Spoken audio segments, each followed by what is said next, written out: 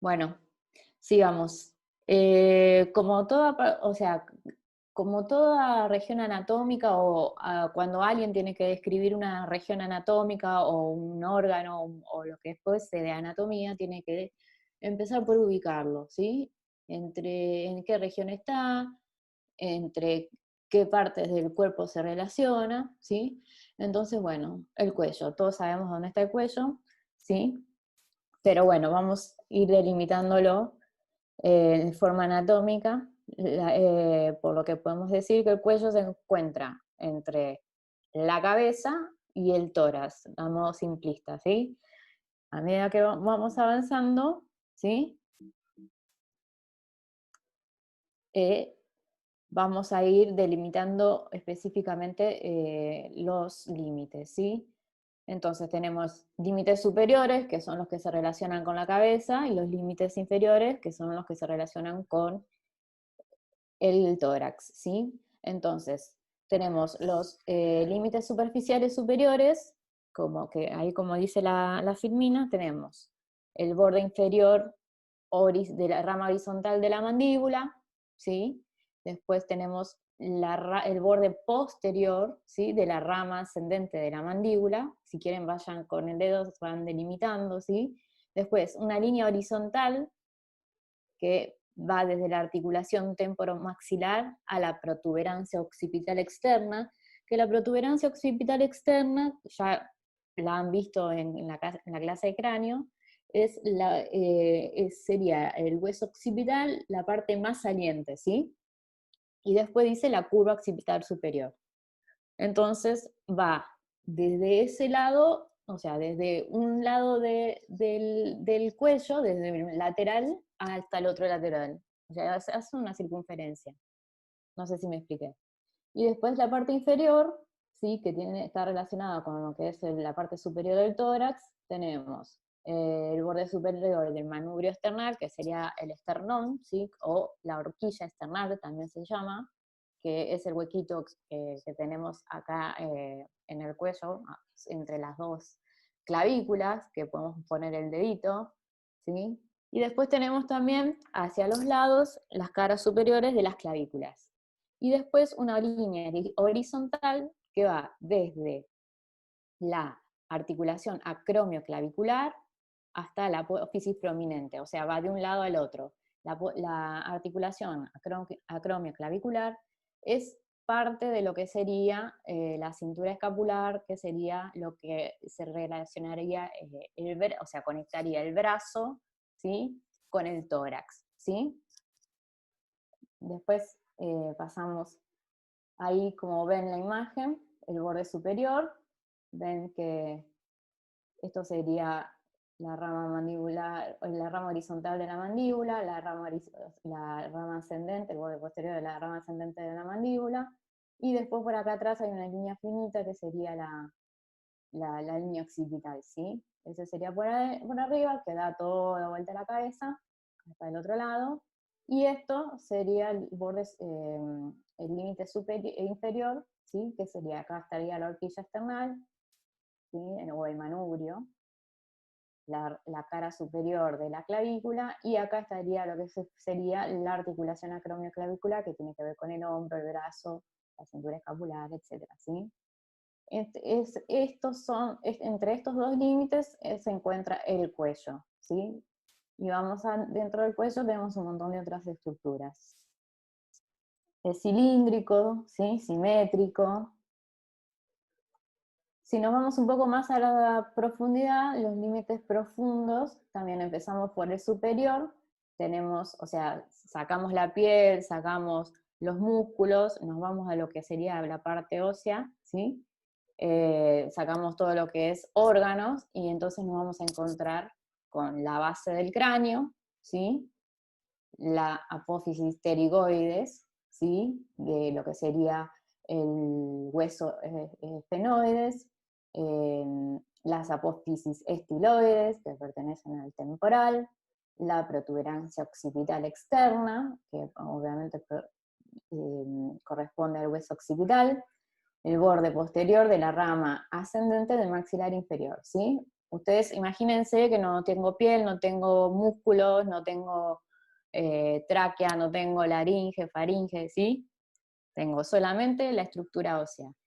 Y por debajo, el plano pasa por una línea que va entre la 7, o sea, sería la vértebra cervical séptima, y la vértebra dorsal primera, ¿sí? Por atrás, y después tenemos la cara superior de la primera costilla, el borde superior del manubrio esternal, ¿sí?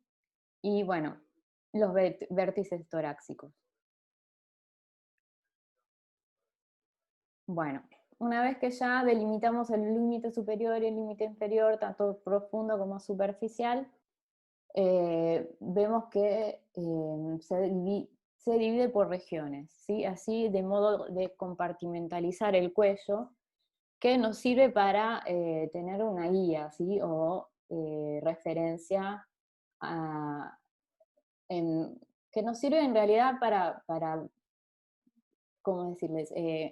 Esto va más que nada encarado a la patología, ¿sí? Entonces uno dice, bueno, yo tengo una lesión que se encuentra en la región posterior, en la región infraioidea, superaioidea, parotidia, supraclavicular, entonces uno ya sabe más o menos, eh, mencionando en qué región está, sabemos dónde está ubicado, ¿sí? Siempre es cuestión de ubicación. En anatomía, y lamentablemente yo sé, todos sabemos con los chicos que dar anatomía en una forma de PowerPoint es eh, bastante complicado poder para ustedes entender y ubicarse en forma tridimensional, por más que le hayamos dado el dibujo, gráficos, la anatomía 3D, porque uno es complicado, y más dándolo de esta forma. Así que también me gustaría que si en algún momento les surge dudas, no solo de esta clase, sino de cualquiera, usen el foro, ¿sí?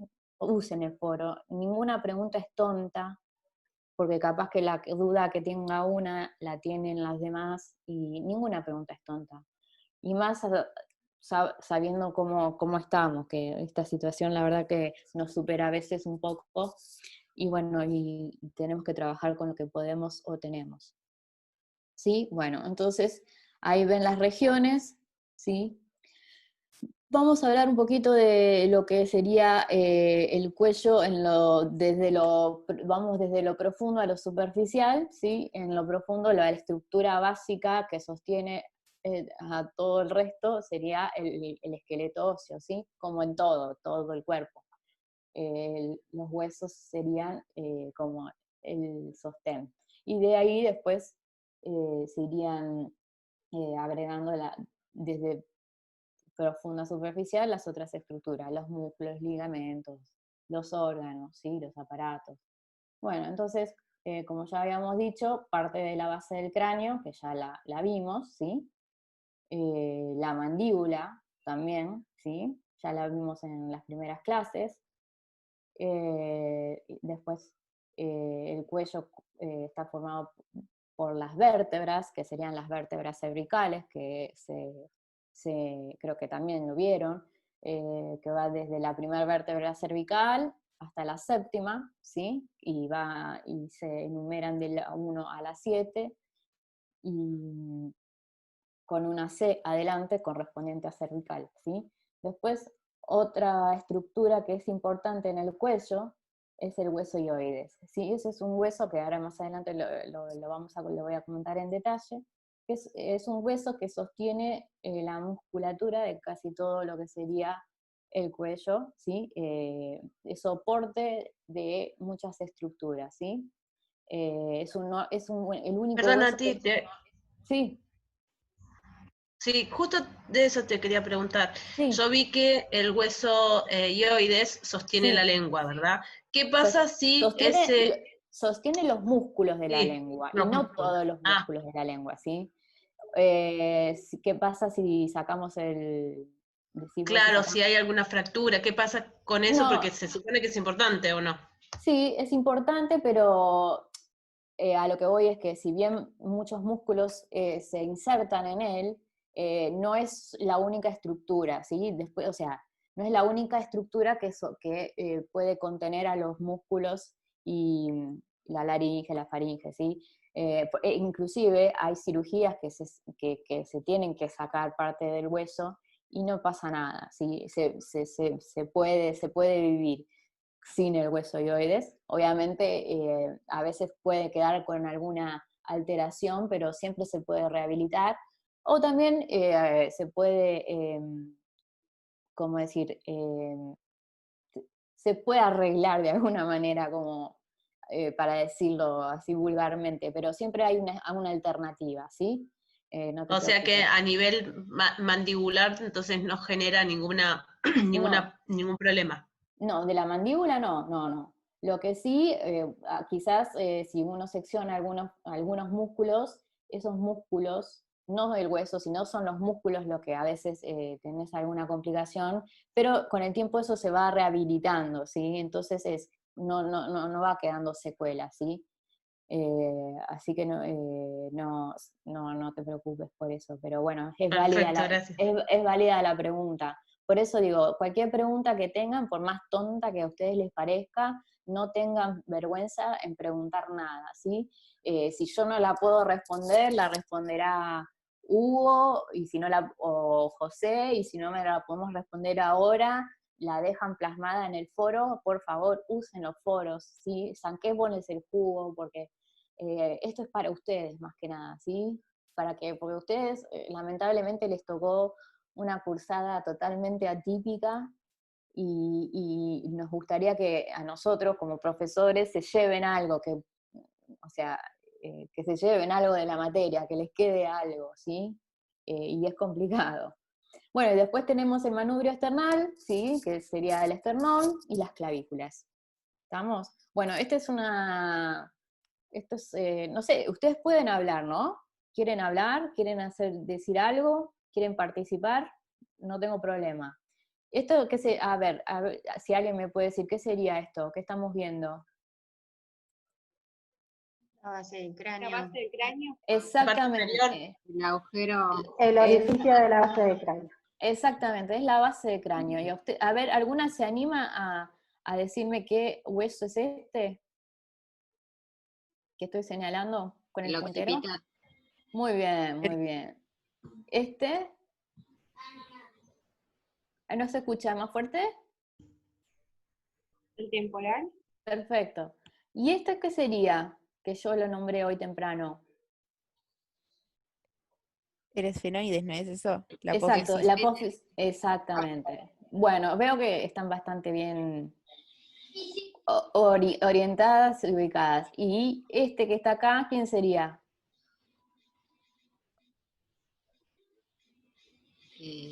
Es una apófisis, eso, pues estar. El apófisis es tiloides, ¿se acuerdan? Tiloides. El palito. Bien, pasemos, ¿sí? Pasemos a la próxima. Bueno, acá hay una descripción breve de lo que serían las vértebras cervicales. Ustedes ya, como les dije, son 7, del 1 al 7, con unas características de que tanto la primera y la segunda, ¿sí?, tienen esta particularidad, porque por lo general todas las vértebras tienen un cuerpo, ¿sí?, tienen sus apófisis, ¿sí?, transversas y espinosas. Por acá, en el medio, pasaría la médula, ¿sí?, que es el orificio vertebral, el cuerpo, que ahí es donde se une con la próxima, o sea, con la de arriba y con la de abajo, a través de los discos, ¿sí? Acá es donde están los famosos discos vertebrales, que algunos ya saben o habrán escuchado nombrar las hernias de disco. Bueno, es cuando el disco que está entre una y otra vértebra protruye hacia adelante o hacia los costados, ¿sí?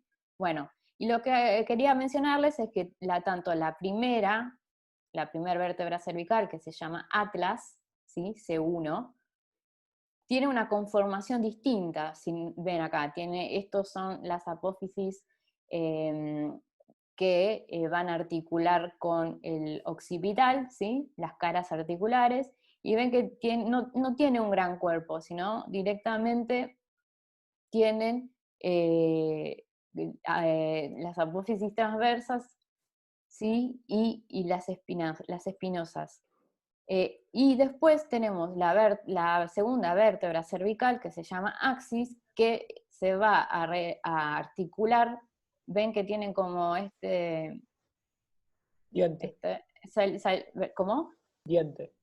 El diente, bueno, perdón, sí, acá está el neurocirujano que la tiene más clara que yo.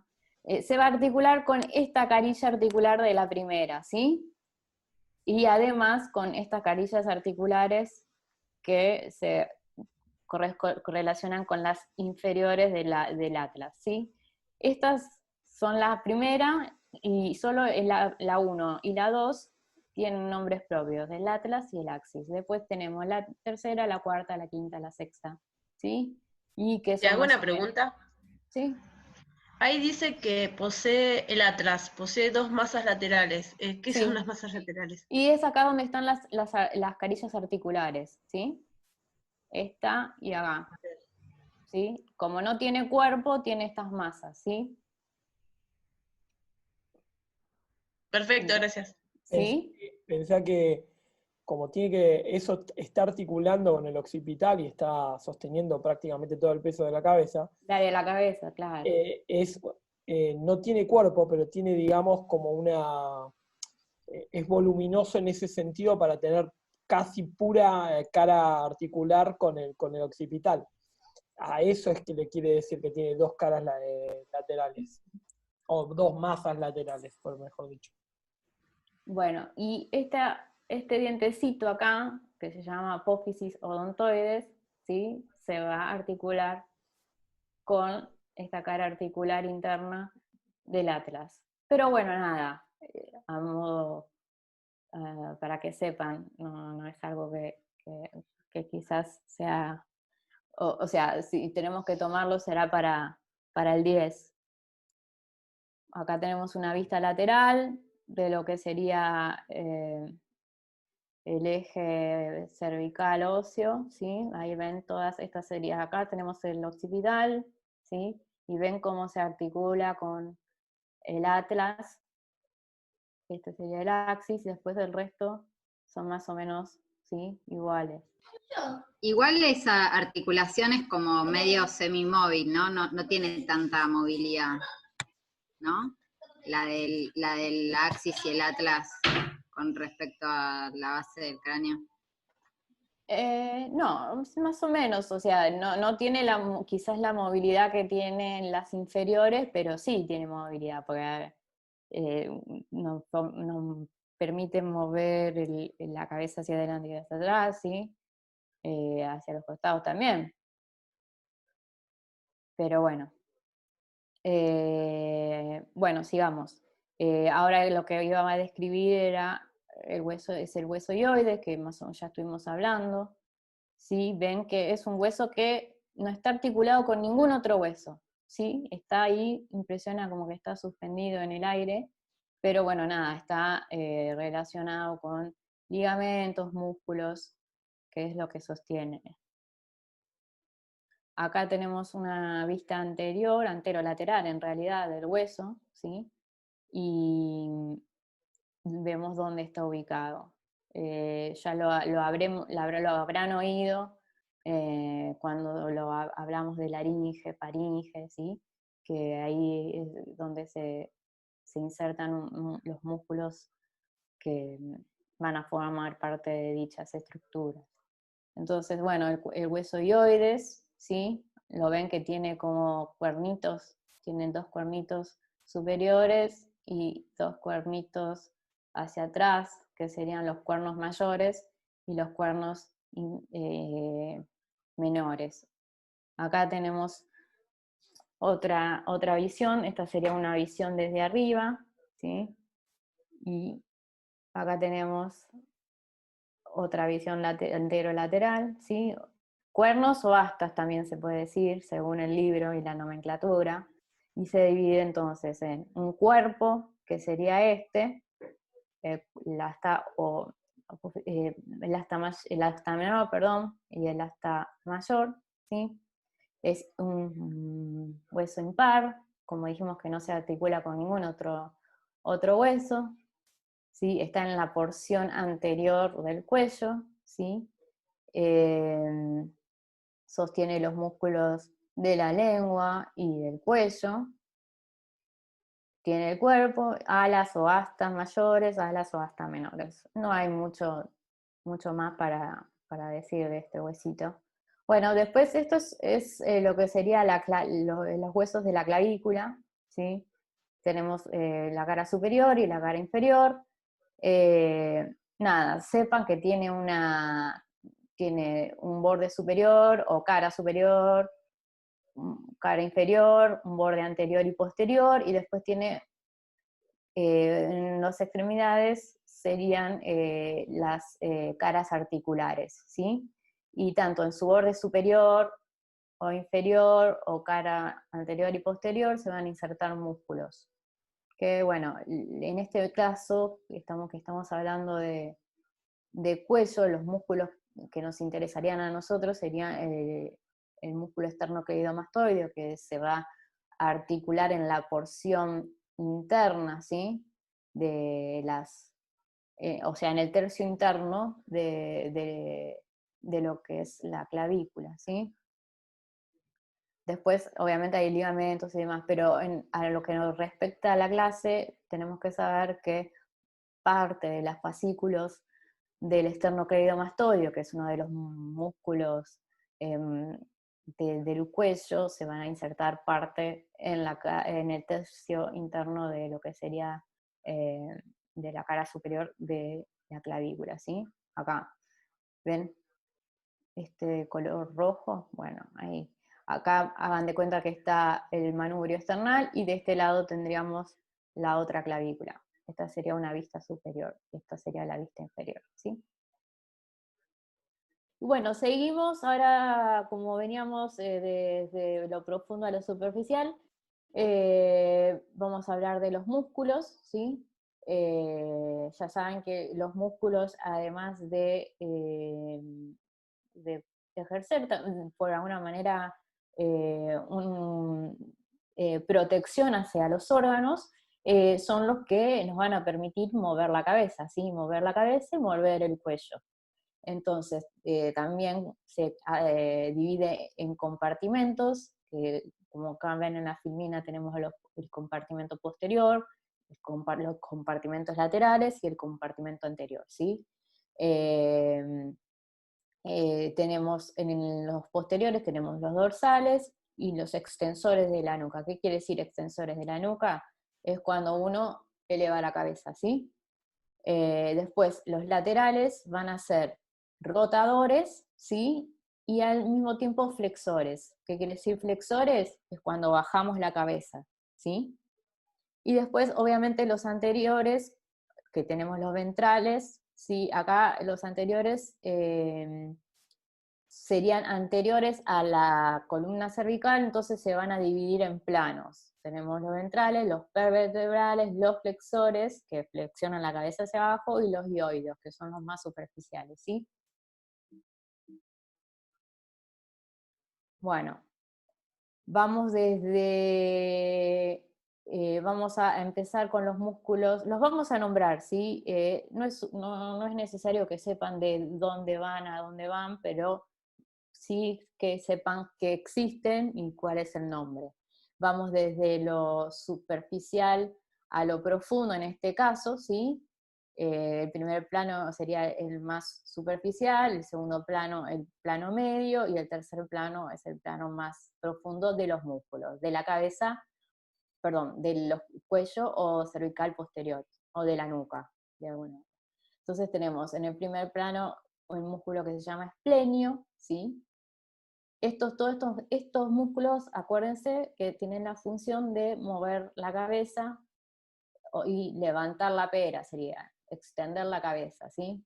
En el segundo plano tenemos el complexo mayor y el complexo menor, y en el tercer plano más profundo son todos músculos chiquitos, ¿sí? Que van a ir de una vértebra a otra por lo general, o desde las apófisis espinosas de las vértebras al occipital, ¿sí? Tenemos el transverso del cuello, el recto mayor posterior, el recto menor posterior, oblicuo mayor y oblicuo menor, ¿sí? Acá hay un dibujito, ¿sí? Acá se ha seccionado parte del trapecio, ¿sí? Y podemos ver, el trapecio es el más superficial, ¿sí? No sé si sabrán o habrán escuchado del músculo del trapecio, ¿sí? Es el más superficial de todos, ¿sí?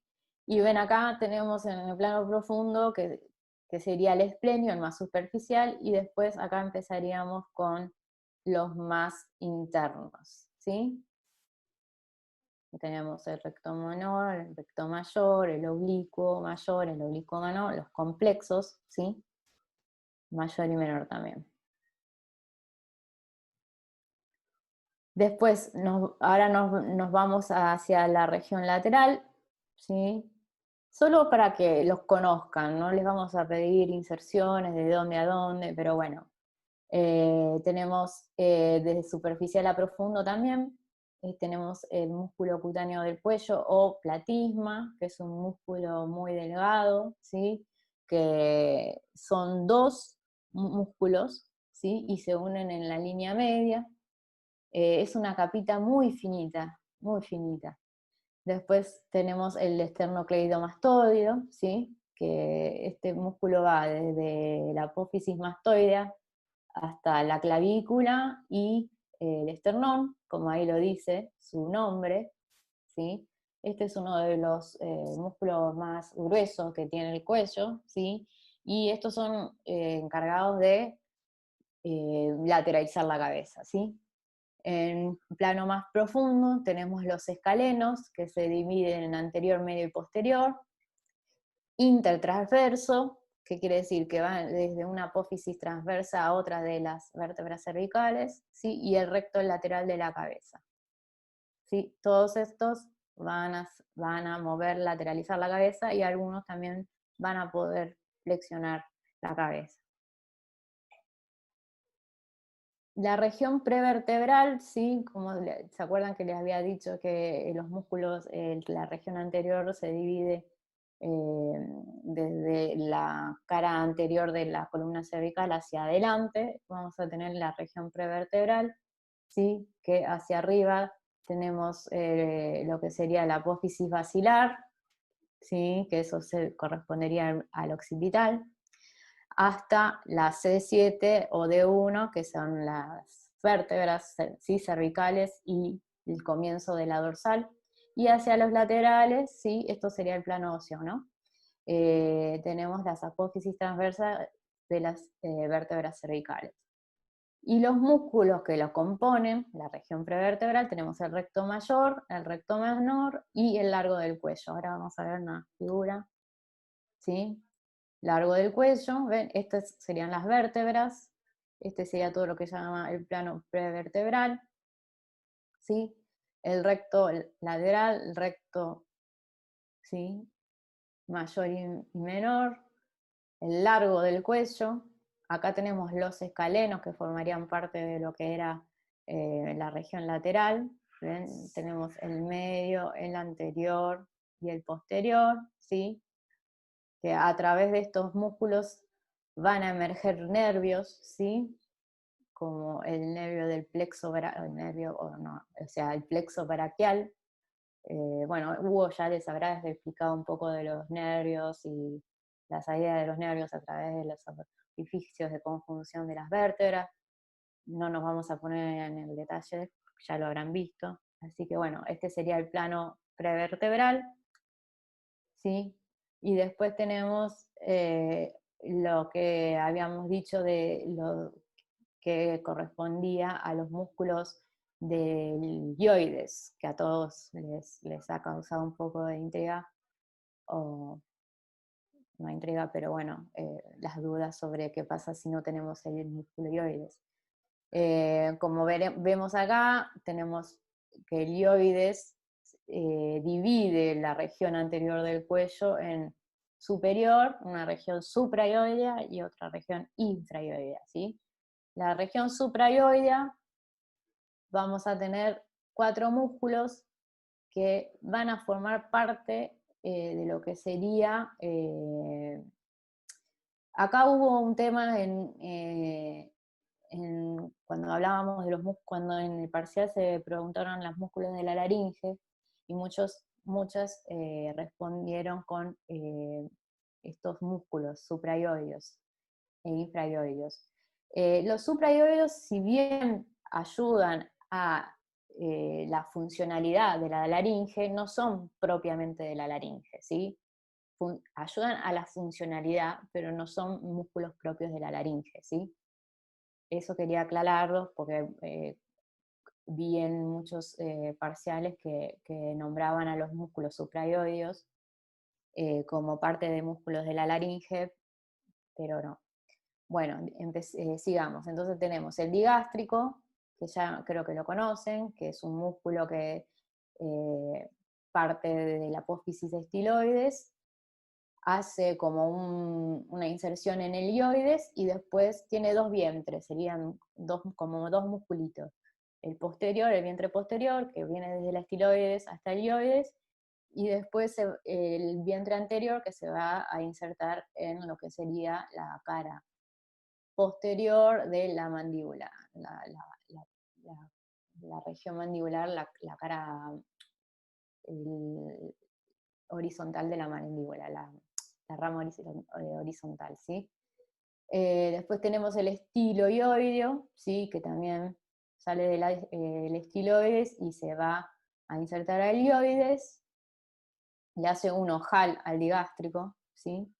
Después tenemos al miloioideo, que se va a insertar también al ioides, pero este sale, el miloioideo y el genioideo son músculos que van a formar parte del piso de la boca. Estos salen desde la mandíbula, la cara posterior de la mandíbula, ¿sí? Hasta el ioides. El miloioideo es cuadrilátero, es grande, el genioideo es un músculo finito, ¿sí? Pero estos dos músculos van a formar parte, bueno, el digástrico también, ¿no? Pero estos van a dar más que nada conformar el piso de la boca. Después tenemos los infraioideos, ¿sí? Que tenemos el esternoioideo, que como lo dicen, si ustedes ven cada nombre, nos está dando la pauta desde dónde va hasta dónde llega, ¿sí? El esternoioideo va desde el esternón al ioides, el homoioideo, bueno, el homoioideo va desde el ioides a lo que sería la región del hombro, ¿sí? Este también tiene dos vientres, ¿sí? Después tenemos el esternotiroideo, que va desde el cartílago tiroides hasta el esternón, y después tenemos el tiroioideo, que va desde del cartílago tiroideo al ioides, al hueso ioides, ¿sí? Este es cortito también. Bueno. Ahí los tenemos. Tenemos, a ver, este sería el vientre anterior del digástrico, ¿sí? Ven que se inserta acá en el ioides, este sería el ioides. Después ven el estiloioideo, que es acá, es finito, ¿sí? El miloioideo, que parte del piso de la boca. El genoioideo está por encima, ¿sí? Del miloioideo. Después, si nos vamos a los infraioides, tenemos el tiroioideo, que este es el cartílago tiroides, hacia el ioides, ¿sí? Es más profundo.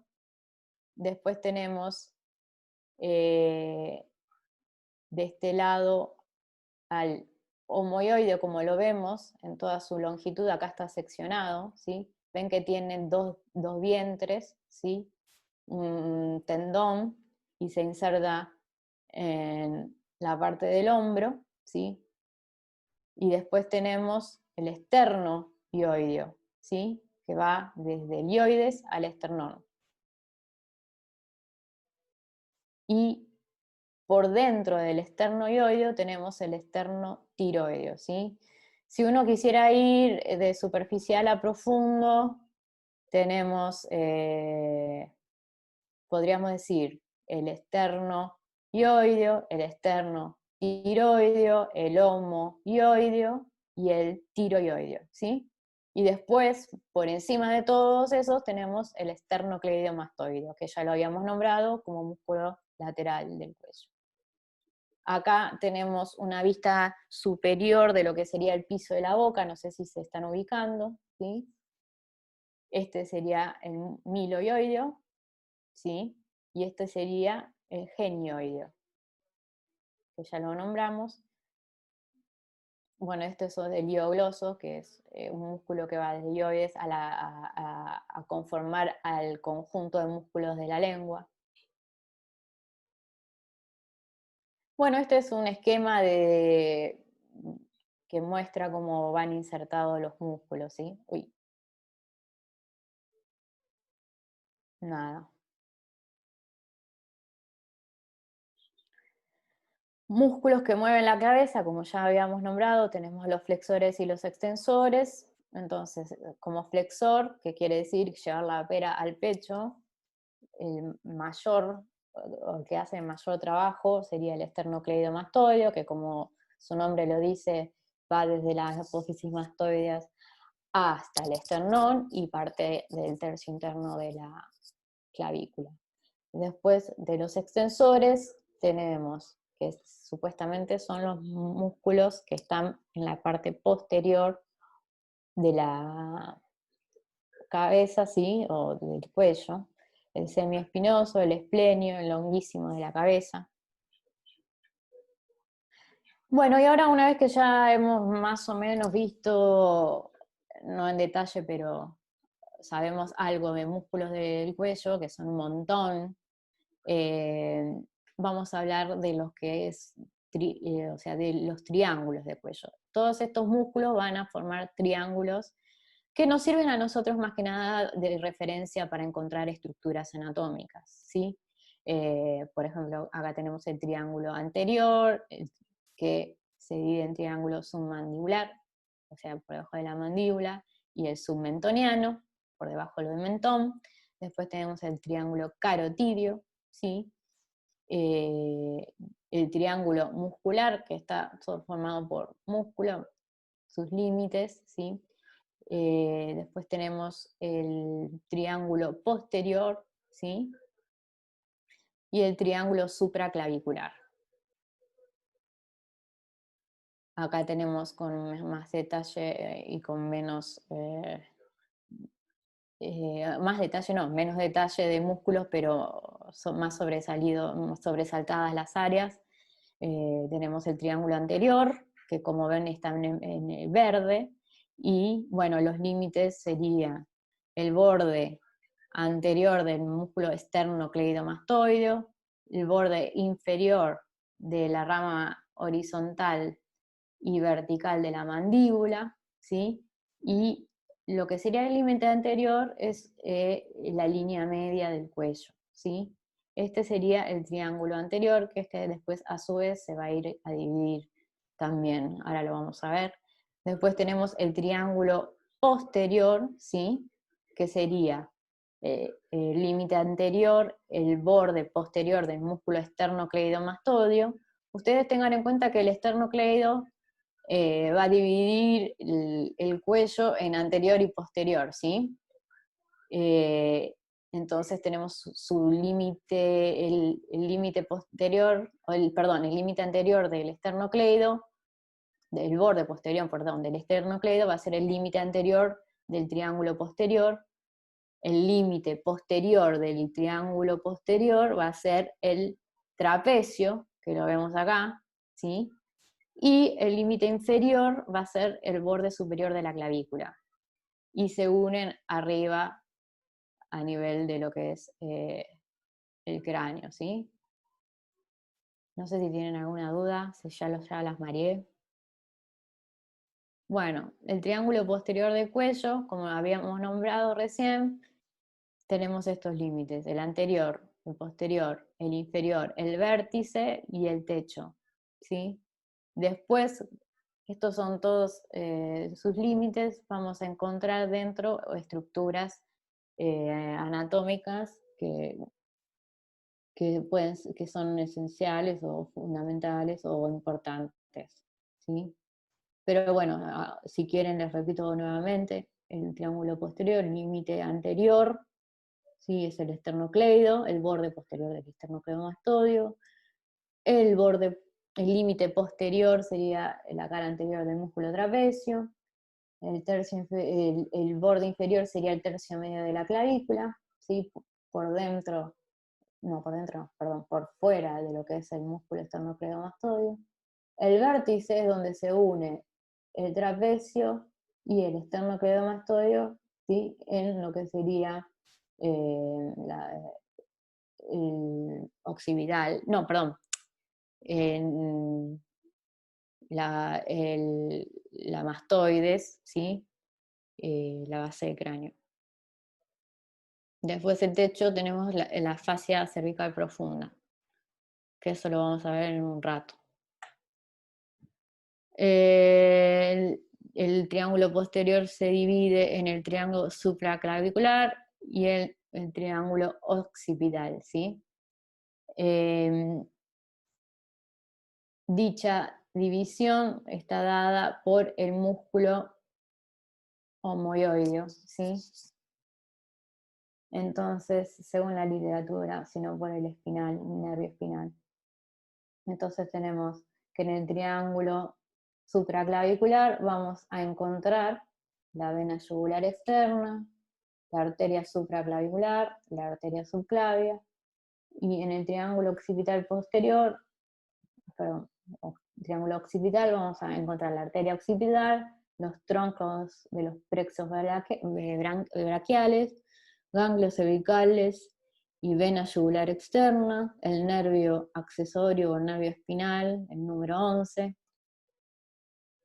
Ahí tengo una consulta.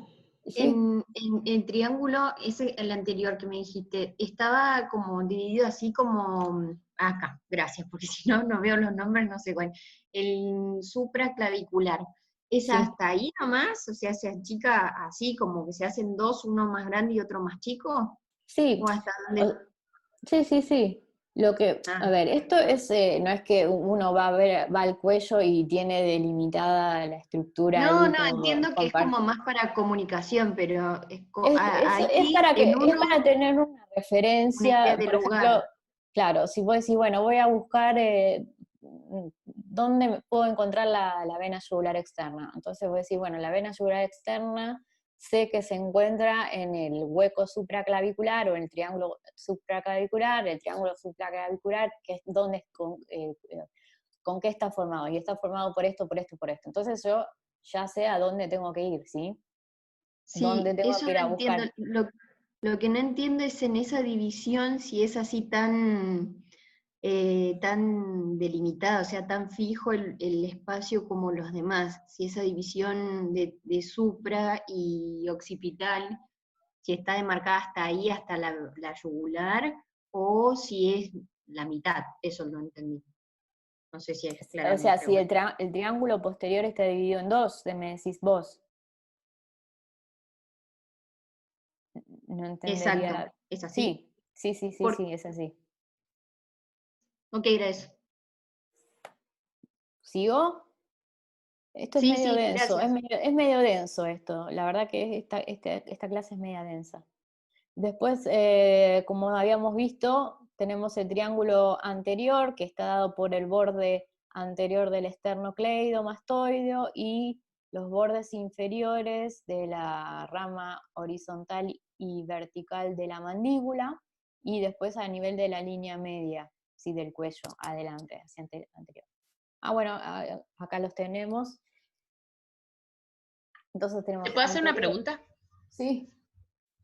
Todos los límites, ya sea el anterior o el posterior, tienen un piso, un techo. No, solo aplica al anterior, ¿verdad? El piso, el techo y el suelo.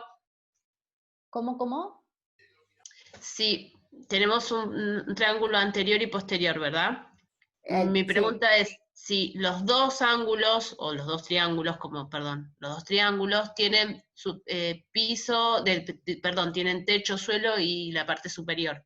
Sí, sí. Acá en la filmina ves que tenemos los límites anterior y posterior, ¿sí? Que aplican para los dos lados, ya sea triángulo anterior o triángulo posterior.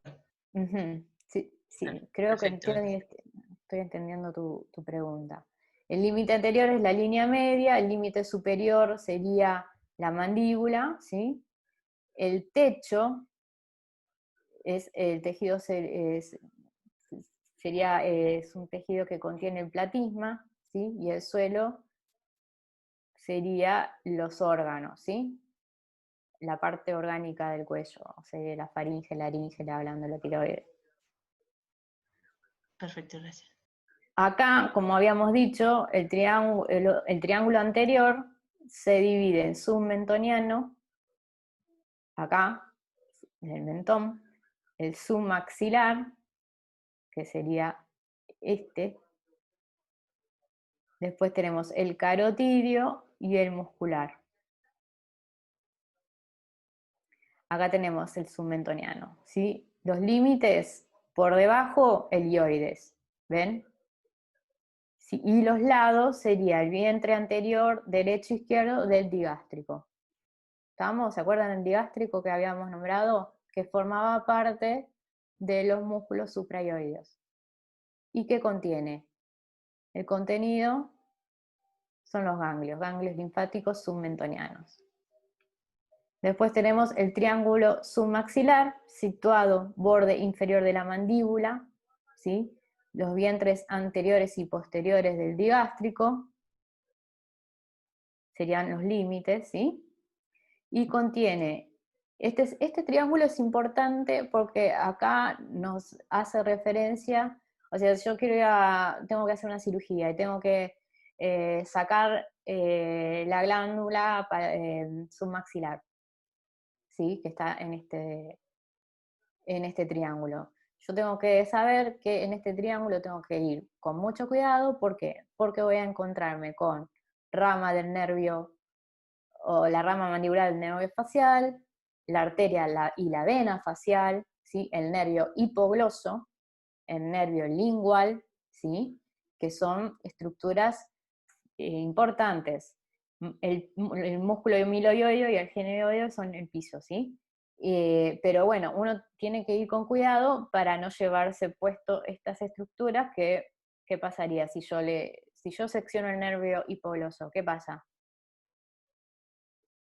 No Que tiene alguien me cuente. sensibilidad en la lengua.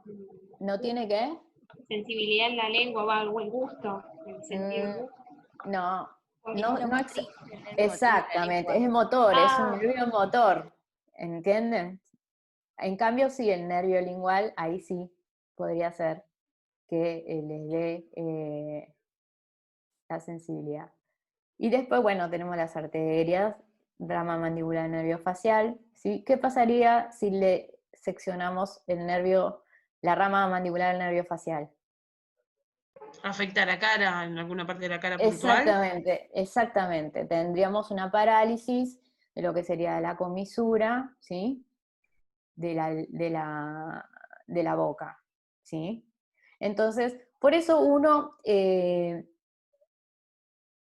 delimita estos triángulos con estas estructuras para poder localizar e ir a buscar y saber dónde están estructuras importantes, ¿sí? Porque bueno, uno puede vivir sin músculo, puede romper un músculo sin querer y no pasa nada, pero ya lesionar un nervio, más que nada, es más catastrófico, ¿no? Sería más trágico. Pero bueno, para eso están estos triángulos, ¿sí? Estas subdivisiones, para poder ir y localizar estructuras más importantes, ¿sí? Después tenemos el Profe, triángulo. una Sí, preguntita, sí, perdón. Acá nosotros lo vemos de un solo lado de la imagen, pero en todos los casos son pares, ¿no? Sería de los dos lados exactamente, del es de los cuello. dos Ah, lados, es de los dos lados del cuello. perfecto. Es simétrico, ¿sí? Por lo general, los músculos, tanto los músculos, los nervios, los vasos, ¿sí? Son simétrico de un lado al otro del cuello, ¿sí? Ah, bueno, perfecto. ¿Estamos? Perfecto que hayas aclarado porque yo lo di como por sabido y claramente no. Claro, la mayoría sí están, pero como hay algunos que son, digamos, únicos, quería saber por las dudas. No, por lo general los músculos que estuvimos nombrando, los músculos del cuello que estuvimos nombrando son de los dos lados, ¿sí? Bilaterales. Perfecto. ¿Sí? Bueno, estábamos con el triángulo carotidio, ¿sí? Que contiene, como si ustedes ven, acá está delimitado por músculos, ¿no? Por el esternocleidomastoideo, por el vientre anterior del homoioideo, por este parece ser el estiloioideo, y el contenido, ¿sí? Es lo que nos va a importar. ¿Por qué? Porque acá tenemos lo que sería el paquete vasculonervioso del cuello, que tenemos la arteria carótida común, la vena yugular interna con todos sus linfáticos, ¿sí? El seno carotidio, cuerpo carotidio, que esto tiene implicancias que, bueno, escapan a la clase, ¿sí? Después tenemos el nervio hipogloso y el nervio vago. Lo que se llama paquete vasculonervioso del cuello, ¿alguien sabe qué estructuras la componen? ¿Lo componen? Las arterias, la parte de la arteria carótida común. Nervio, arteria y vena. Exactamente, eso es un paquete vasculonervioso, nervio, arteria y vena, que en este caso sería la arteria carótida, la vena yugular interna y el nervio vago, ¿sí? Ese sería el paquete vasculonervioso del cuello. Lo que tienen que entender de todos los triángulos que están viendo, este es el de mayor importancia. Cualquier lesión que yo puedo tener, ya sea quirúrgica o una lesión por arma de fuego o arma blanca, Traumática o no, lo que fuese. estoy comprometiendo lo que me va a dar vasculatura, tanto del cuello como del cerebro.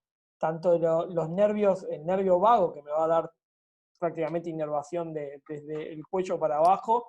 Entonces, el riesgo que puedo tener es grandísimo. Y ni hablar si uno va hacia hacer una cirugía, que es algo habitual en ese sector. Por eso está tan bien delimitado. A nivel neuronal, ¿no? Como a nivel Sí, neuronal y vascular, porque... Empecemos la vida. primero por vascular, porque vos una disección de la arteria carótida es muy difícil de frenar. De la vena yugular te podría decir que es un poquito más fácil, aunque la pasás bastante mal el cirujano y el paciente. Y el nervio vago, después de reconstruirlo, es cuasi imposible, te diría, porque vas a tener desde problemas en la laringe, problemas respiratorios, problemas cardíacos, problemas... Ustedes saben que el nervio vago es un nervio que va hasta el abdomen casi. Es el más largo. No, es el más largo, casi no, va hasta el abdomen, ¿sí? Termina en el plexo solar. Exactamente, y da muchísimas ramas para muchísimas funciones, desde que sale del cráneo hasta que llega al plexo solar, ¿sí? Así que el nervio vago es importante también. Pero bueno, en cuestión de urgencia, como dijo Hugo, lo que prima sería el control de la carótida. Estábamos en el carotidio, ahora vamos al triángulo visceral, muscular visceral, ¿sí? Quiero aclararles porque de la bilateralidad. En este caso, en triángulos es de los dos lados, ¿sí? Tenemos de este lado, del lado izquierdo y del lado derecho. Lo que no va a ser bilateral es lo visceral, porque es único, ¿sí?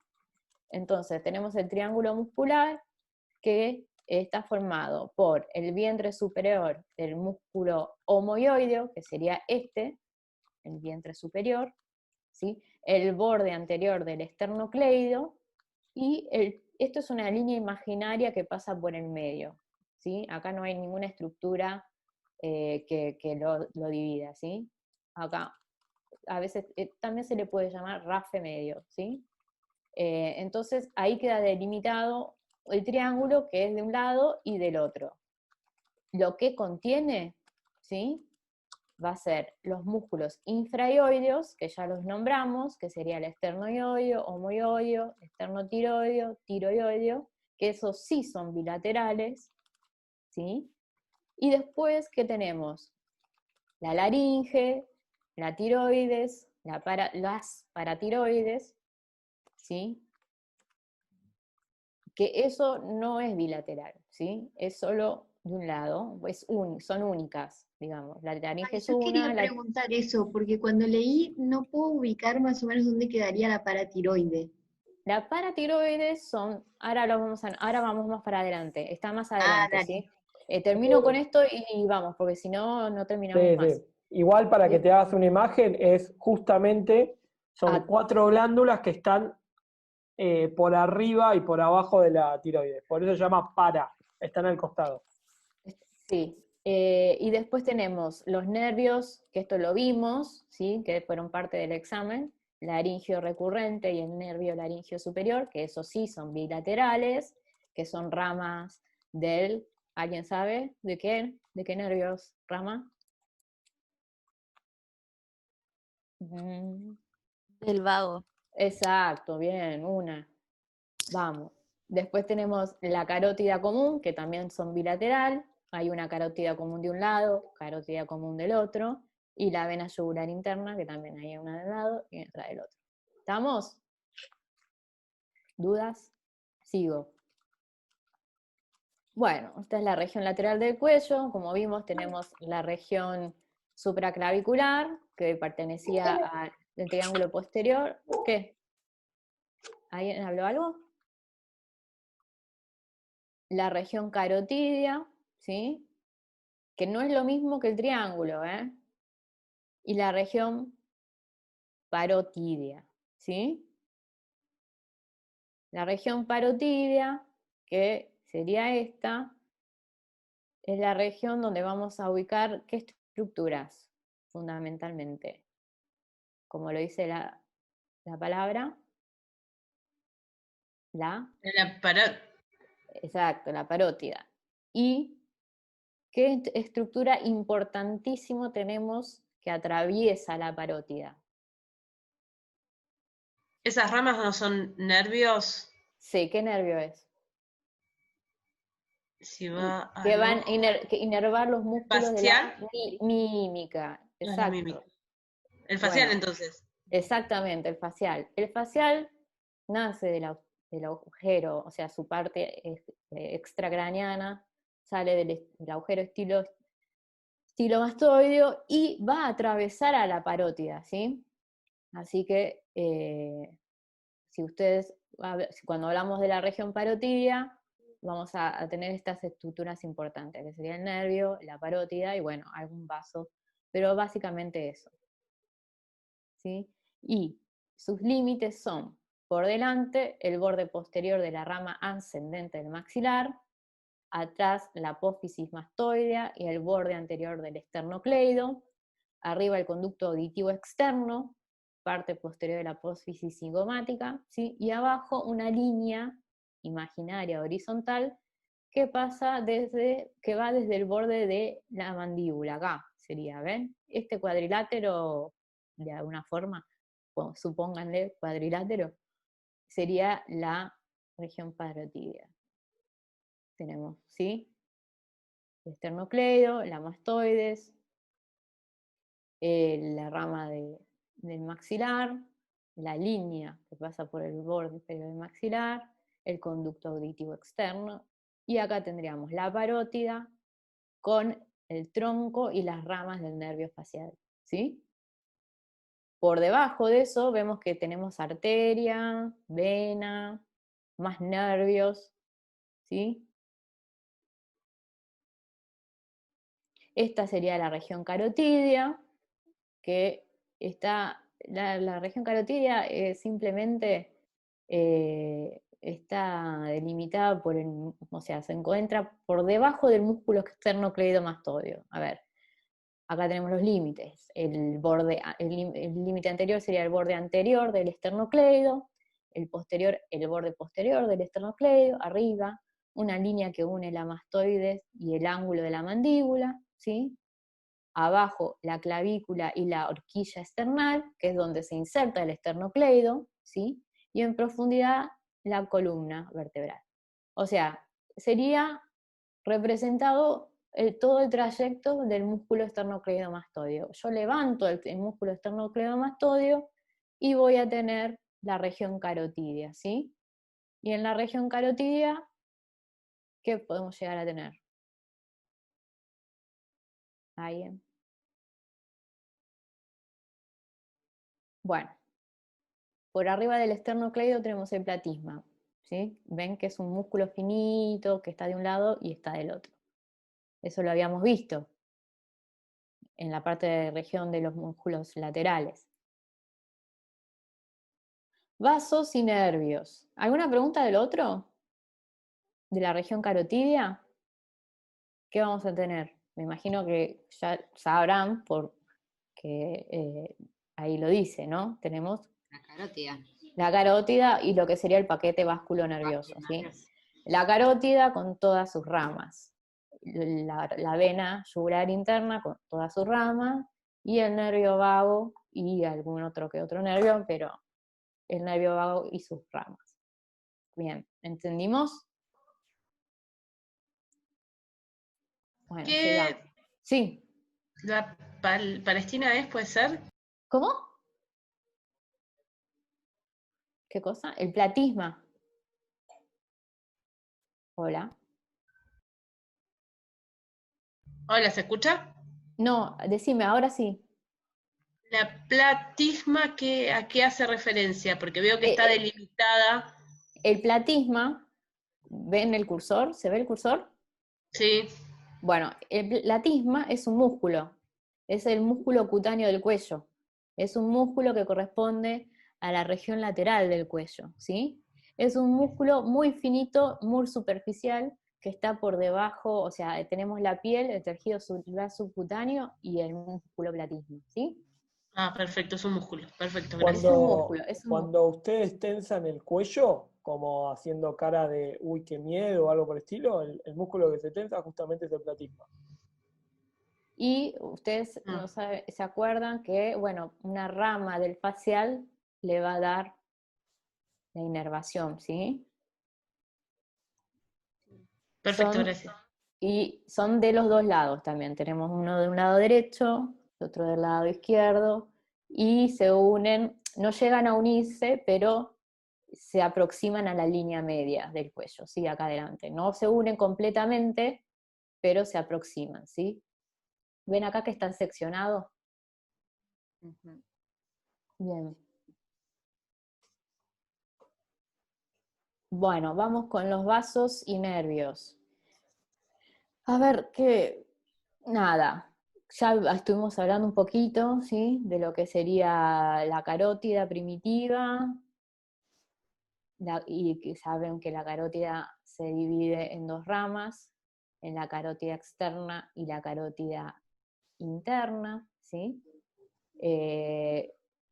Voy a hablar muy poco de esto porque si no es mucho lío y no va a ser importante en esta cursada, pero bueno, sabemos que la carótida externa, que en realidad si la vamos a buscar en el cuello, está más adentro que la carótida interna, ¿sí? La carótida externa va a dar ramas para todo lo que es las estructuras de la cara y el cuello, ¿sí? Todas las ramas arteriales que encontremos para irrigar las estructuras del cuello, las va a dar la carótida externa. La carótida interna, que es externa a la interna, parece un trabalenguas, en todo su trayecto extracraniano no va a dar ninguna rama, ¿sí? No da ramas.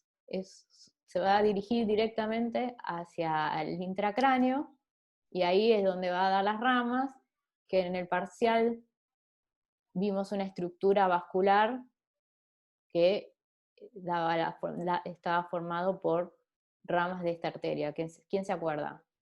El polígono de Willis, ¿era? Exactamente, muy bien. Esto así hacemos un poco de conexión con una cosa y la otra, así no les queda un poco en el aire. No sé en las otras clases si vieron algo de vascularización o vascularización del cuello. No. Después lo que tienen que Vimos ¿qué? Vimos en la parte, en alguna parte vimos cómo estaba a nivel de relacionada con el nervio vago. Ah, bien, perfecto. Después, otra cosa importante, que el origen de la arteria carótida primitiva, ¿sí? Que es la primer parte de la arteria carótida, antes de dividirse, todas van a nacer de la aorta, del callado aorto, pero ¿qué?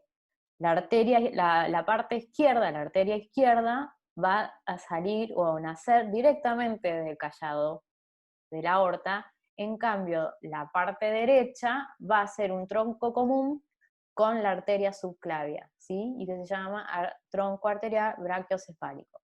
Entonces, ¿qué va a hacer?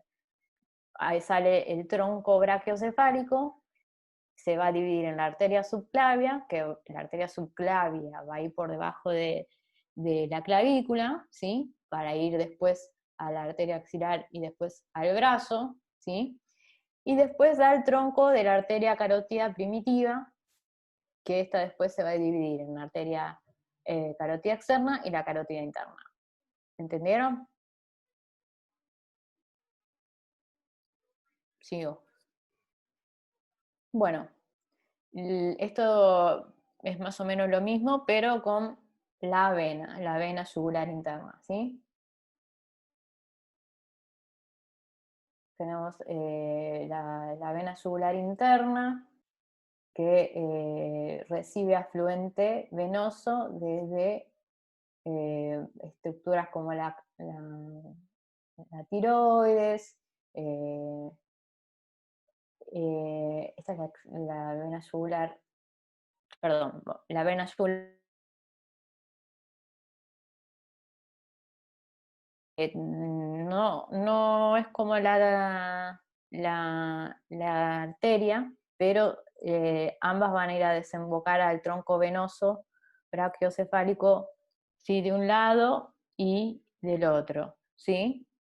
La vena yugular externa va a recibir afluentes venosos de lo que sería un poco de la tiroides, la lengua, ¿sí? Y otras estructuras, y la yugular interna va a recibir también, va a drenar en realidad, a recibir sangre de la tiroides, paratiroides, ¿sí?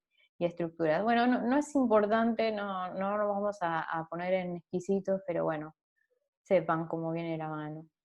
Lo que sí es, volver a la filmina anterior, si se dan cuenta, ven que la arteria tiene un tronco del lado derecho y la vena tiene un tronco del lado izquierdo. Del lado izquierdo, sí.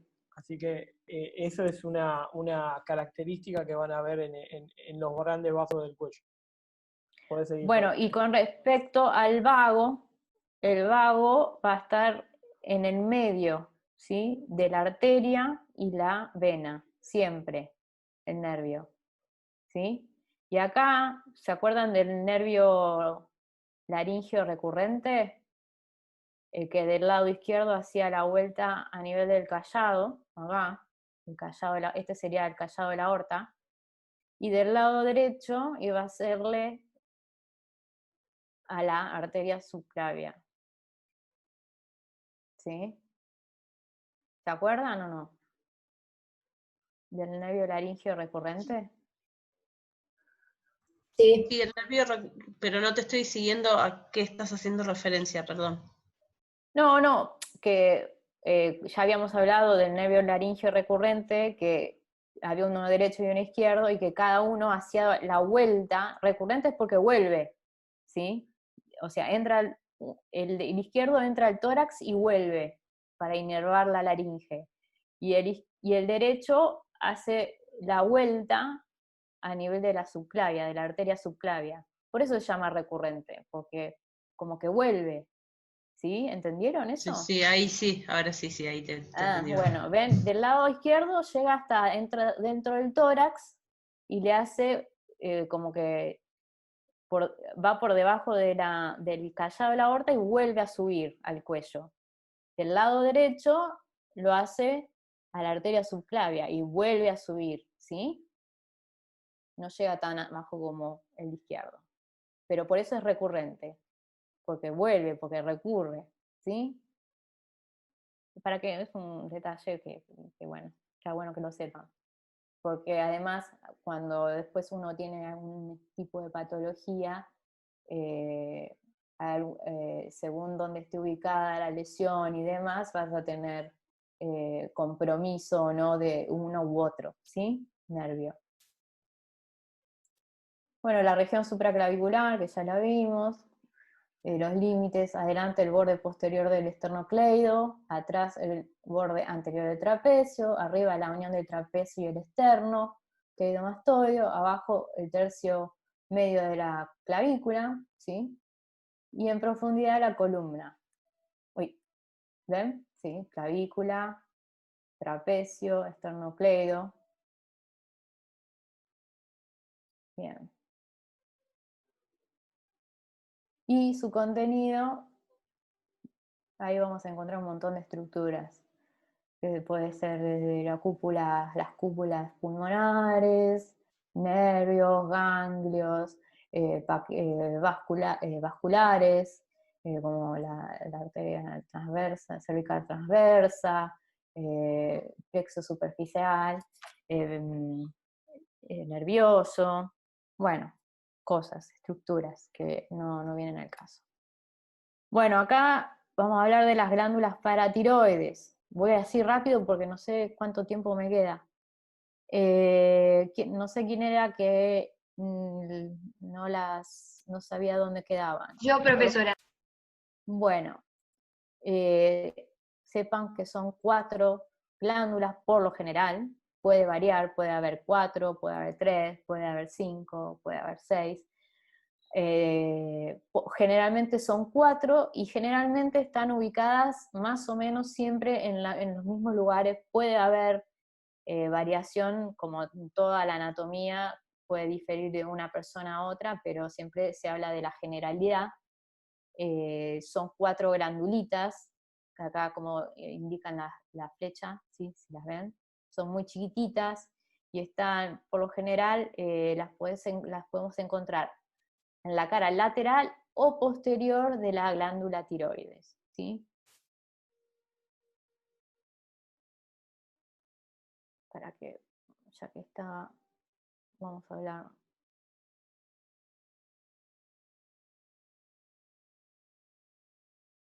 No terminamos más.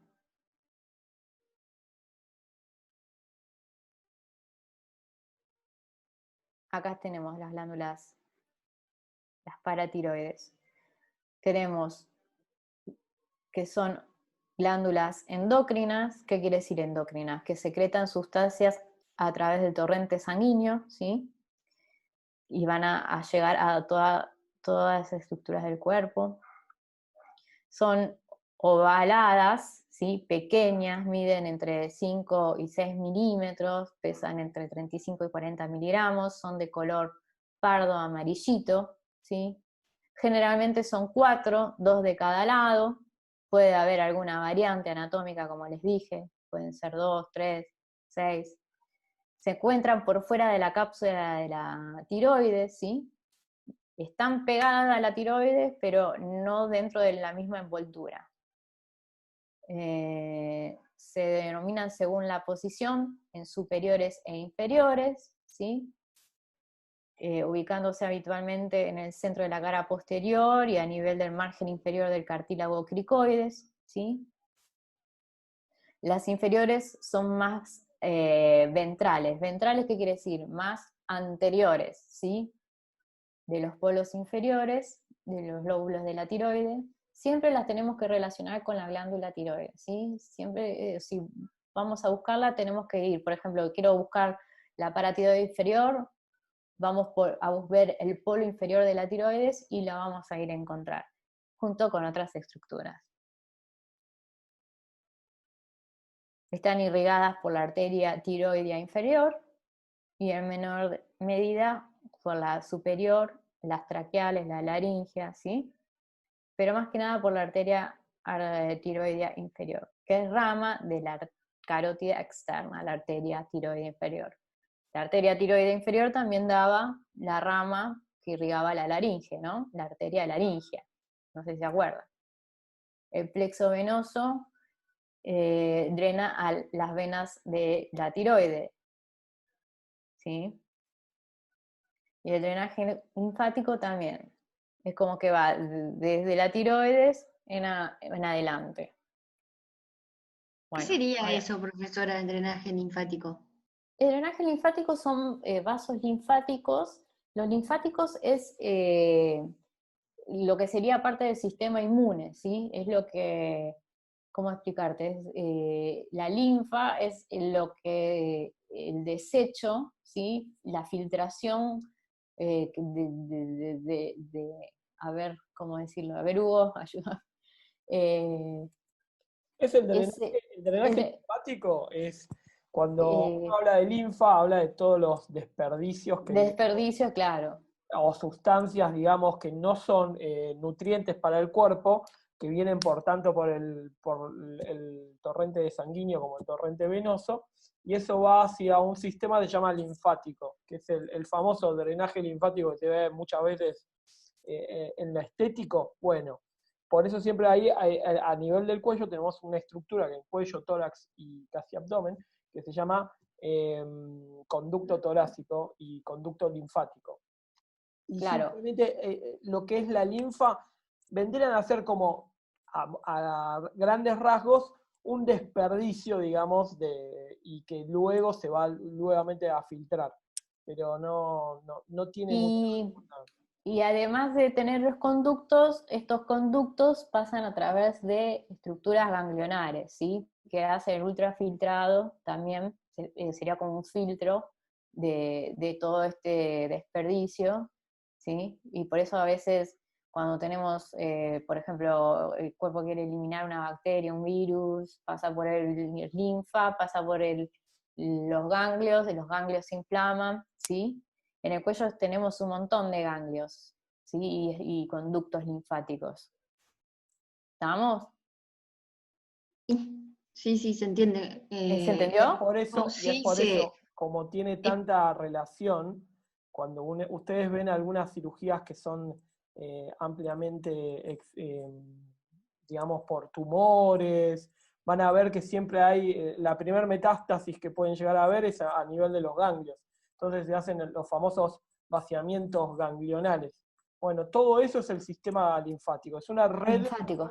Exactamente, es una red que circula esta linfa que va tomando, digamos, sustancias que no son, digamos, esenciales para el cuerpo. Y van siempre en paralelo con las venas y las arterias, ¿sí? Cada vaso tiene sus vasos linfáticos que la circundan, ¿sí? Que están ahí acompañándolos, ¿sí? Gracias. Bueno, ahora a ver qué estamos, de la glándula parótida, aponeurosis del cuello. Bueno, acá ¿saben lo que es una aponeurosis? Una aponeurosis es un tejido fibroso fino, ¿sí? Que en este caso va a compartimentalizar el cuello, va a envolver estructuras para, como dije, compartimentalizarla y además para permitir mover la movilización de las mismas, ¿sí? ¿Cómo decirlo? No sé cómo explicarlo. Por ejemplo, tenemos la aponeurosis superficial, que es una capa que está en el tejido subcutáneo, ¿sí? Está por debajo de la piel y el tejido subcutáneo, y va a recubrir, ¿se acuerdan del platisma? ¿Sí? El músculo platisma o el músculo cutáneo del cuello, bueno, va a estar cubierto por la aponeurosis cervical superficial, ¿sí?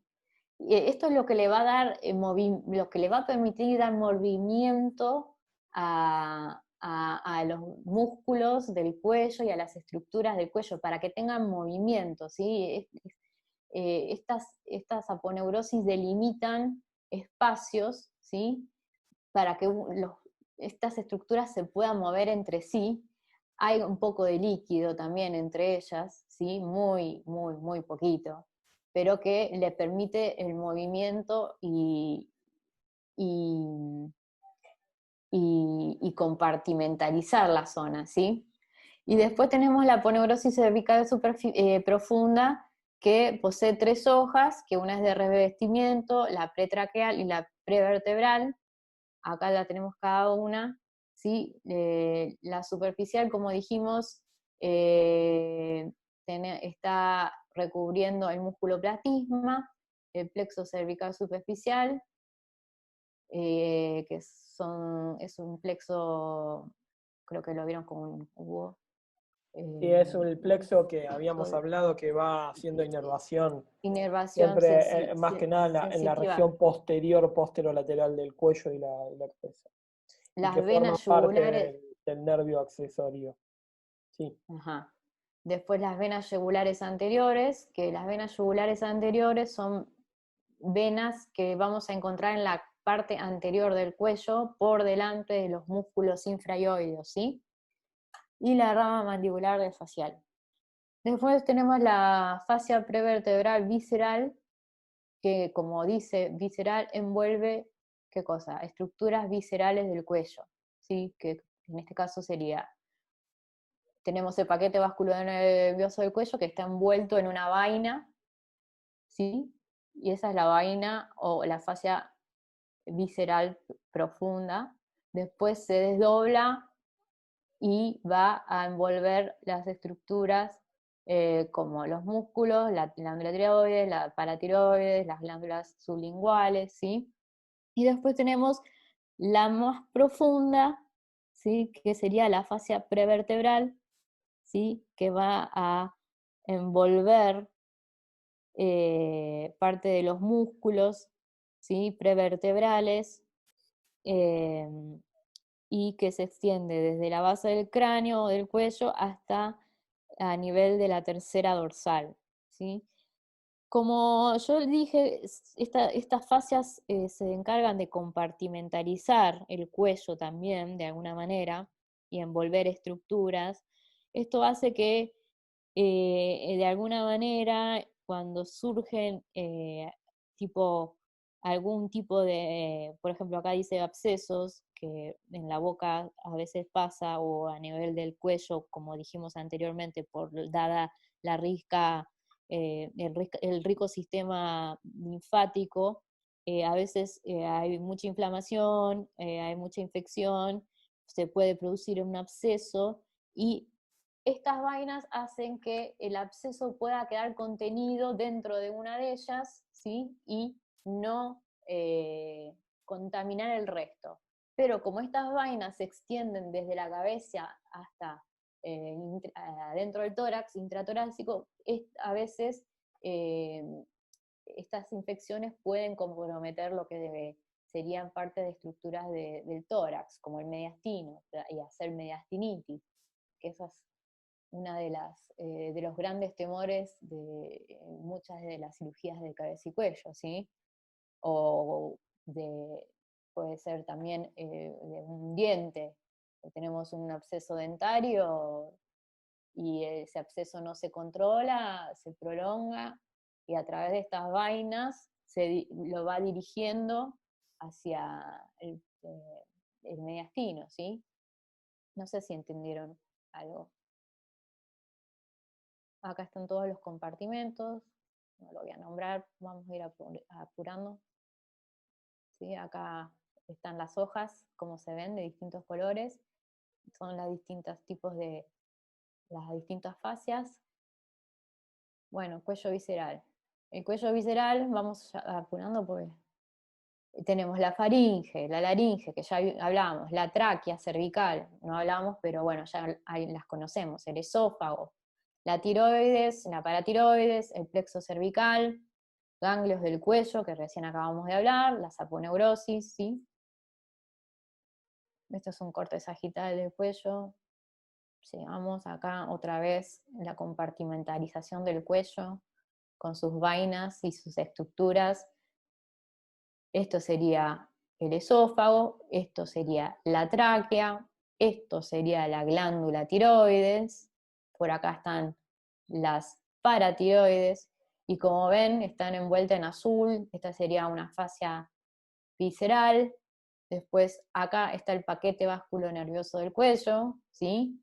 Con su arteria carótida, primitiva a este nivel, la vena yugular interna, el nervio vago, ven que forma un paquete, el nervio siempre está en el medio de las dos, y está envuelta en esta estructura, de este color marrón, que sería el paquete, o sea, sería la fascia vascular, o visceral también. Después acá tenemos la fascia prevertebral, con un área prevertebral.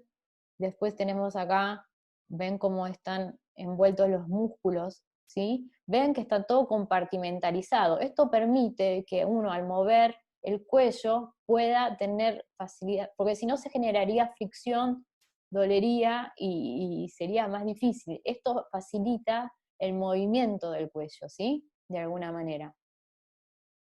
Entonces, o sea que las fascias son para permitir los movimientos, por así sí, decirlo, para que no hagan fricción y no te duelan los exacto. músculos. Exactamente, No si no digo, se romperían más fácil o se sí, desgarrarían. Lo mismo sucede con las pleuras, eso permite como que se deslicen y que tengan mejor movimiento. Obviamente no es una articulación, pero es simplemente como para proteger la fibra muscular.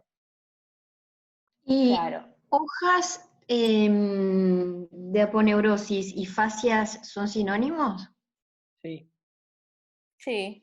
Ok, Y gracias. esto de las fascias se da en todas las partes del cuerpo, porque, por ejemplo, cuando en un muslo, en la pierna, tenemos muchos grupos musculares, un grupo muscular anterior, posterior, lateral y demás, y también están todas compartimentalizadas, envueltas por este tipo de fibra, ¿sí? Aponeurótica. El brazo también, ¿sí? En el abdomen también, ¿sí? Y entre medio hay apenitas un poquito de líquido, ¿sí? Y que es, bueno, lo que permite el movimiento, ¿sí? de todas las estructuras, porque si no es como dentado pareciera. Que muchas la deben conocer, no porque la hayan estudiado, sino porque muchos deben tener, entre comillas, tiroides, como dicen. Es una glándula, ¿sí? Que se encuentra, es una glándula que es única, ¿sí? Que se encuentra apoyada sobre los primeros anillos traqueales, ¿sí? Que consta de dos lóbulos, el lóbulo derecho, lóbulo izquierdo, unidos a través de lo que se llama istmo, ¿sí? El medio, y que muchas veces, generalmente, tiene una prolongación hacia superior que se llama pirámide, lóbulo piramidal, ¿sí? De la tiroides, que la mayoría de las veces parte del lóbulo izquierdo. ¿Estamos? Esta glándula, que se encuentra apoyada sobre los primeros cartílagos, sus lóbulos, que se encuentran hacia los laterales, pueden llegar hasta los cartílagos tiroideos, y cuando tenemos patología, cuando tenemos la patología por aumento de su tamaño, que no sé si alguna habrá escuchado hablar de bocio, a veces llegan a tener tamaños grandes que se meten dentro de lo que sería la cavidad torácica a través del cuello, ¿sí?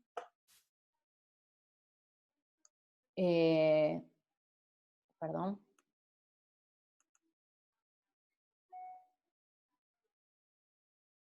Algo pasó. ¿Ustedes están viendo algo? Sí, se Sí, yo te ve. veo tiroides generalidades.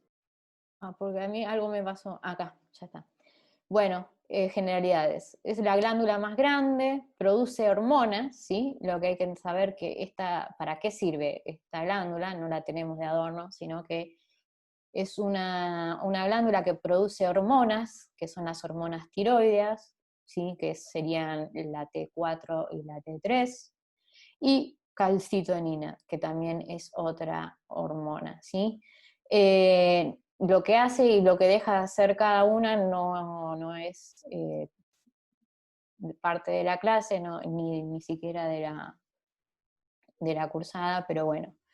Ella, la misma, después quizás hablaremos un poquito, se encuentra, como ya dijimos, en la parte anterior del cuello, sobre los primeros anillos traqueales, a nivel de la cervical 5 a la T1 o dorsal 1, está por detrás de todos los músculos infraioideos. ¿Se acuerdan de los músculos infraioideos que hoy nombramos? ¿Sí? 2 lóbulos unidas por istmo, tiene está cubierto por una cápsula fibrosa, tiene un peso alrededor de 35 gramos en el adulto y en el niño mucho menos. Bueno, el flujo sanguíneo no es nada importante. Acá vemos la estructura donde está localizada, ¿sí? Cartílago tiroides, la membrana tirocricoidea, el músculo cricotiroides, ¿sí? Que eso ya lo vimos la clase pasada, la tiroides, los cartílagos de la tráquea, ¿sí? Por detrás tenemos las glándulas paratiroides, el nervio laringio recurrente, ¿sí? Por arriba viene el laringio superior, estas serían las arterias carótidas, ¿sí? Ahí la tenemos a la tiroides y toda su vascularización, ¿sí? Tenemos las venas tiroideas inferiores que van a drenar todo lo que es la sangre del polo inferior, ¿sí? Van a ir a desembocar al tronco o a la subclavia.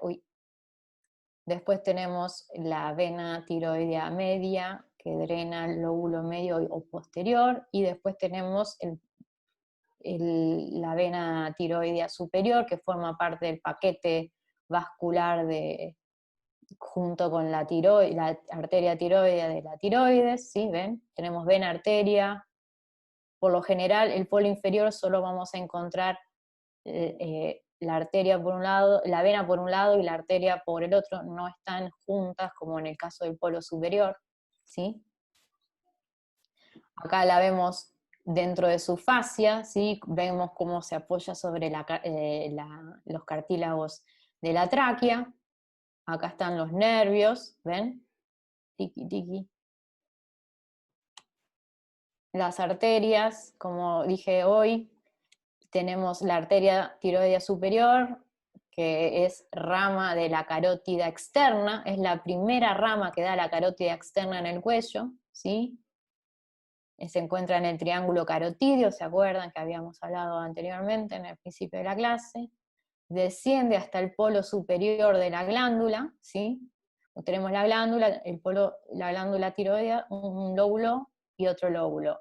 El lóbulo se divide en polo superior, medio e inferior, entonces la arteria desciende hasta el polo superior, la arteria tiroidea superior, dividiéndose en ramas, ¿sí? Anterior, media y posterior, ¿sí? Que van a irrigar parte de la glándula, parte también puede ser de las paratiroides, ¿sí?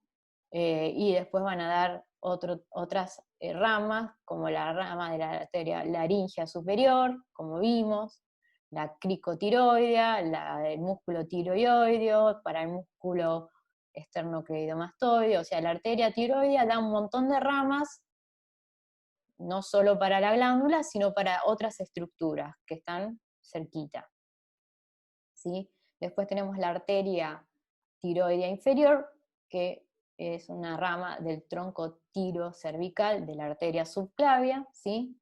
O a veces, en el 15% de las veces, solo sale directamente ella solita de la arteria subclavia, no desde el tronco, ¿sí?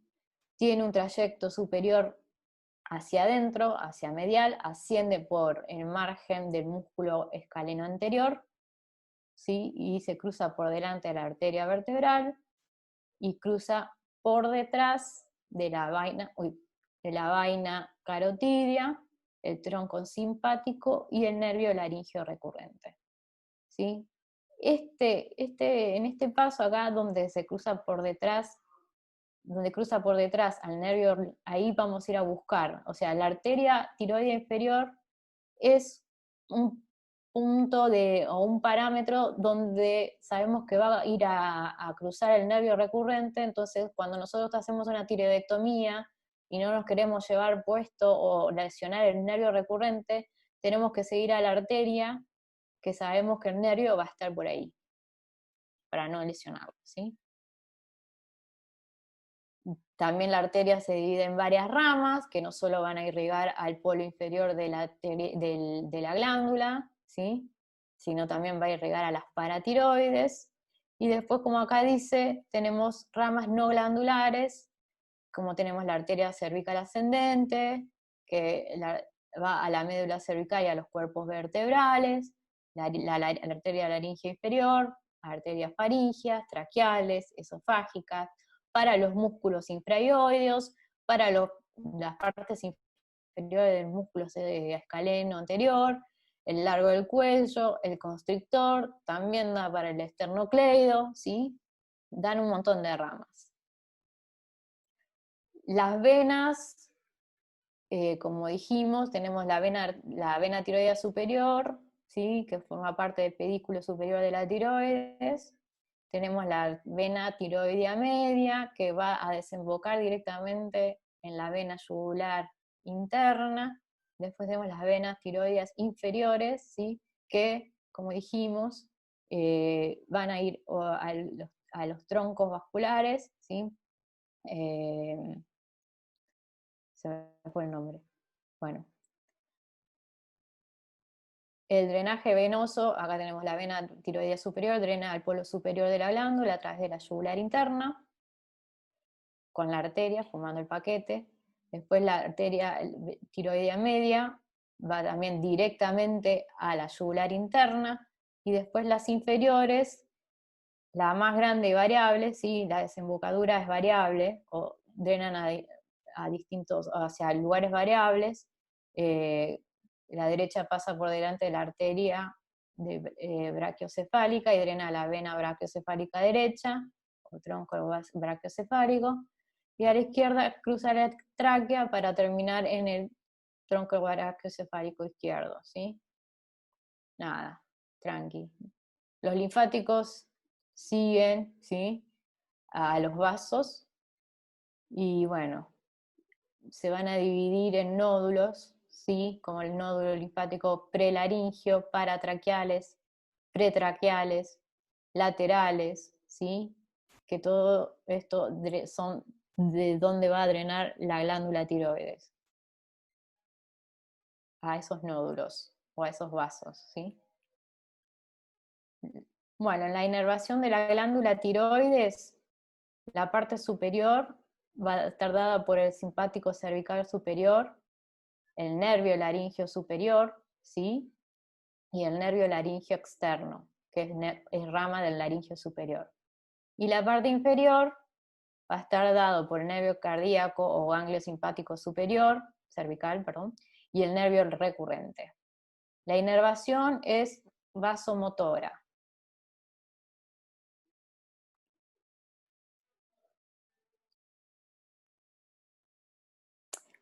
Esto, bueno, no sé si darlo, es un poco de clínica, pero el conducto tiroidoso es como la tiroides, cuando la tiroides desciende en el embrión, desciende desde el piso de la boca hasta su ubicación actual de adulto, va dejando, ahí vemos el recorrido, ¿sí? Desde la base de la lengua, va bajando, hasta que queda en lo que serían los primeros anillos de la tráquea, y en su recorrido, por lo general, esto desaparece, ¿sí? Pero en ocasiones quedan restos glandulares, y ahí es donde se van a producir las patologías, ¿sí? Como es el conducto tiroglosso, ¿sí? Que a veces ese conducto tiroglosso, porque gloso de la lengua y tiro de la tiroides, puede inflamarse, puede producir quistes, entonces va a aparecer en la clínica un bulto al nivel de lo que es por debajo del mentón, del mentón, y inflamarse, desinflamarse, doler, entonces ahí es cuando produce patología y ahí es cuando hay que tratarlo, ¿sí? Nada, sigamos.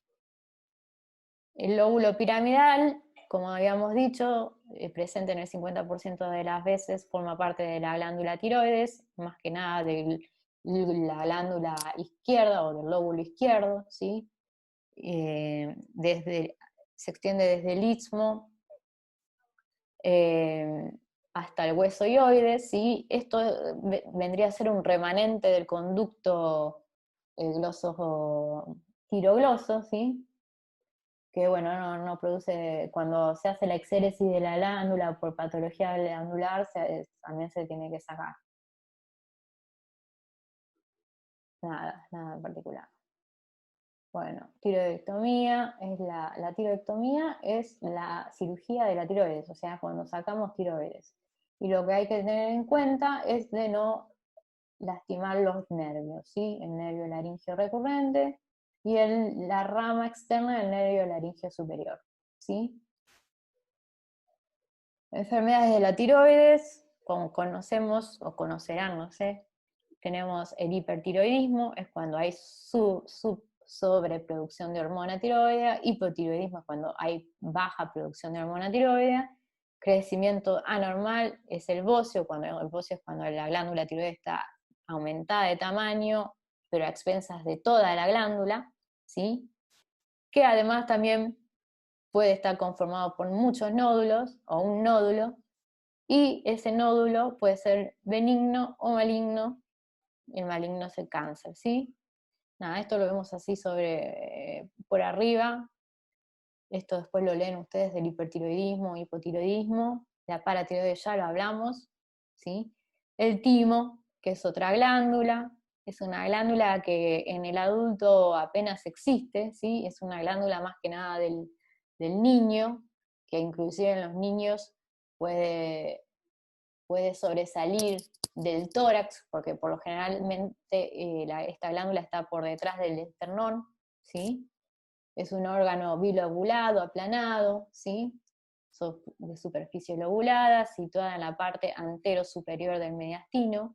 El mediastino, no sé si se habló en algún momento, el mediastino es un espacio que está en el tórax, donde se encuentra el corazón y sus grandes vasos y nervios, que está entre las dos pleuras pulmonares, ¿sí? Y por arriba, en el mediastino superior, se encontraría el timo, ¿sí? Como acá dice, en algunos neonatos se extiende a través del orificio torácico hacia el cuello, ¿sí? Es una porción cervical, bla, bla, bla, ¿sí? La porción torácica está cubierta al nacer por la mitad del esternón, y los primeros cartílagos costales es realmente muy grande, ¿sí? Después, con el tiempo, a medida que pasan los años, esto se va atrofiando, ¿sí? Pasa de pesar 40 gramos a 25 o 5, ¿sí?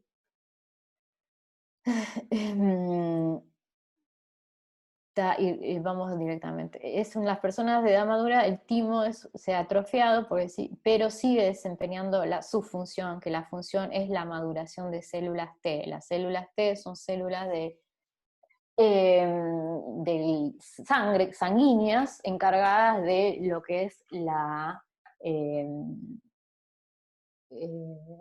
perdón, me perdí, es encargada de las defensas del cuerpo, ¿sí? Las células T, de los glóbulos, las células T forman parte de los glóbulos blancos del cuerpo, ¿sí? En el niño tiene muchísima más importancia a medida que vamos envejeciendo, si bien conserva la función, pero no, esa función pasa a otros órganos, ¿sí? Y el timo va retrotrayendo de tamaño y funcionalidad. Está irrigado por la arteria tiroidea inferior, la intercostal y la torácica interna, ¿sí? Que son ramas de la aorta. El drenaje venoso, tenemos las venas tímicas, ¿sí? Que van a desembocar al tronco brachiocefálico izquierdo, ¿sí? Y a las venas torácica y tiroidea inferior.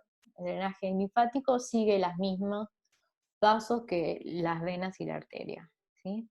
Hablamos un poco del esófago, que no hablamos mucho. El esófago, como ustedes saben, es la continuación de la hipofaringe, ¿sí? Y que comunica la boca o la faringe con el estómago, es una estructura tubular, ¿sí? Que la característica que tiene es como un tubo cerrado, es una cavidad virtual que se hace real cuando pasa la comida, ¿sí? La única función que tiene el esófago es de trasladar la comida desde la boca faringe al estómago, ¿sí? En el transcurso no pasa nada, no se transforma el bolo, no se secreta nada, solo transporte, ¿sí? Y la única característica que podemos sobresaltar del esófago es que consta de dos tipos de músculo. En la parte tanto superior, el tercio superior, como en el tercio inferior, la musculatura es del músculo estriado, o sea, es músculo voluntario, y en el tercio medio es un músculo liso, ¿sí? Que quiere decir que es un músculo es involuntario, para decirlo de alguna manera, ¿sí? No está regulado por el cerebro o la voluntad nuestra, ¿sí? Bueno, esto es un poco de las características que nada, no tienen. También está irrigado por las arterias tiroides, ¿sí? Inferiores y las venas inferiores. También tiene el drenaje que sigue el mismo trayecto que las venas y las arterias. Está inervada por fibras somáticas de los nervios laringeos recurrentes y fibras vasomotoras del tronco simpático cervical a través del plexo, ¿sí? Y bueno, esto es algo de patología, pero bueno, chicos, quédense tranquilos que esto no va a entrar, nada, son anomalías congénitas del desarrollo de lo que es el esófago, que muchas veces está acompañado con anomalías del desarrollo de la tráquea, ¿sí? Tenemos la atresia esofágica, que quiere decir, la atresia quiere decir cuando hay falta de luz o estrechamiento de la luz. Acá vemos la atresia, ¿ven? Atresia, o sea, queda como en un fondo de saco ahí. No se abre hasta el estómago, queda ahí, ¿sí? Y a veces, ¿sí? Acá como ven en esta última foto, hay una comunicación entre el esófago y la tráquea, que eso es una fístula. Cuando hay una comunicación entre dos superficies con epitelio, es una fístula, ¿sí? Y es una fístula traqueoesofágica. Pero bueno, son todas de tratamiento quirúrgico, no se los va a tomar, quédense tranquilos. Pero nada, es a modo de mencionar alguna patología del esófago. Bueno, fue bastante larga para mí, no sé ustedes, y se dieron muchas cosas. No sé si alguna quiere hacer alguna pregunta sobre lo que acabamos de ver. se la podemos responder No, la ahora. verdad yo lo voy a volver a escuchar porque honestamente en un momento me perdí, pero cualquier cosa Sí, te subo las fue preguntas. larga.